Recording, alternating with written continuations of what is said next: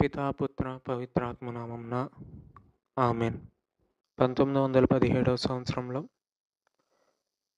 ఫాతిమా నగరంలో ముగ్గురు చిన్నారులకి దర్శనమిచ్చిన మరియ తల్లి 3 రహస్యాలను వారికి తెలియజేశారు.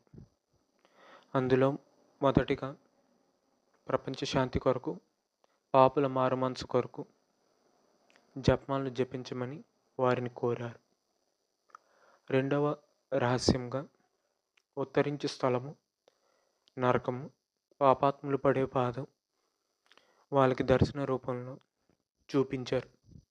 ఇక మూడో రహస్యంగా తెల్లని వస్త్రాలు ధరించిన బిషప్ గారిని తన చుట్టూ సెక్యూరిటీ ఉండంగా ఆ బిషప్ గారిపై దాడి జరుగుద్దని, ఆ దాడిలో ఆయన తగిలిన బుల్లెట్ చేత్తో ఆపినట్లుగా తగలవలసిన ప్రదేశంలో తగలకుండా పక్కకు తిరుగుద్దని ఆమె వారికి తెలియజేశారు.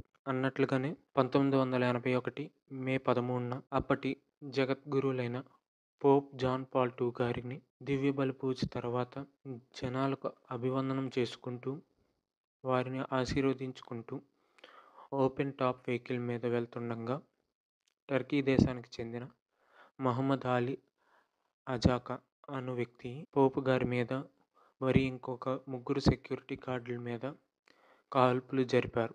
పోపు గారికి తన ఛాతీకి, తన గుండెకు అతి చేరువుగా బుల్లెట్ వెళ్ళింది. కానీ ఆయనకు ఎటువంటి హాని కలగలేదు.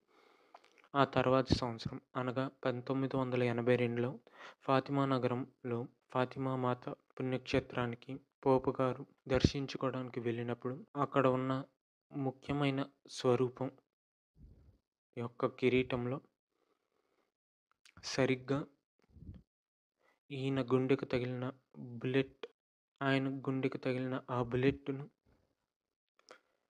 ఆ కిరీటంలో ఉంచగా అది కరెక్ట్గా ఇమిడిపోయింది.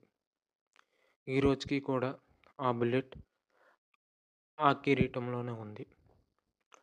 ఇందులో ఆశ్చర్యపడాల్సింది ఏమనగా, ఛాతీ మీద కాల్చినప్పుడు ఆ బుల్లెట్ ఎవరో చేతితో దాన్ని రూట్ మార్చినట్లుగా గుండె వరకు కరెక్ట్గా చీల్చుకుంటూ వెళ్ళి గుండె పక్క నుంచి అది వెళ్ళిపోయింది. ఒక చేతితో బుల్లెట్ని మలచినట్లుగా అది దారి మళ్ళింది. ఇదే ఆ మరియ తల్లి ఆ ముగ్గురు పిల్లలకు 1917లో తెలిపారు.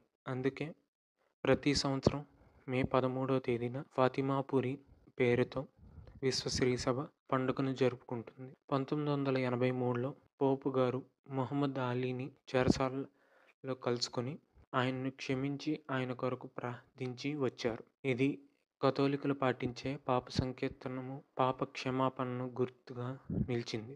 ఆ తర్వాత 2007లో మహమ్మద్ అలీ తాను క్రైస్తవత్వంలోనికి క్రీస్తును అనుసరించిన వ్యక్తిగా మారానని ప్రకటించారు.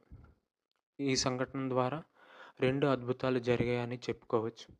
మొదటిది, మరియ తల్లి స్వరూపంపై పెట్టిన కిరీటంలో ఉన్న బుల్లెట్ గుర్తు చేస్తుండగా, రెండవది పాప క్షమాపణ ద్వారా తన తప్పుకు ప్రాయశ్చిత్తంగా క్రీస్తుని నమ్ముకొని క్రీస్తును అనుసరించి మారిన మహమ్మద్ అలీ కనబడుతున్నారు. మరియ తల్లి శిలువ కింద నిలబడి ఉన్నప్పుడు తన కొడుకు ఇచ్చిన బాధ్యతను నెరవేరుస్తూ ఉంటారని, తన కొడుకును నమ్ముకున్న వారిని తాను కాపాడుకుంటూనే ఉంటుందని చెప్పడానికి ఈ సంఘటన ఒక రుజువుగా మారింది.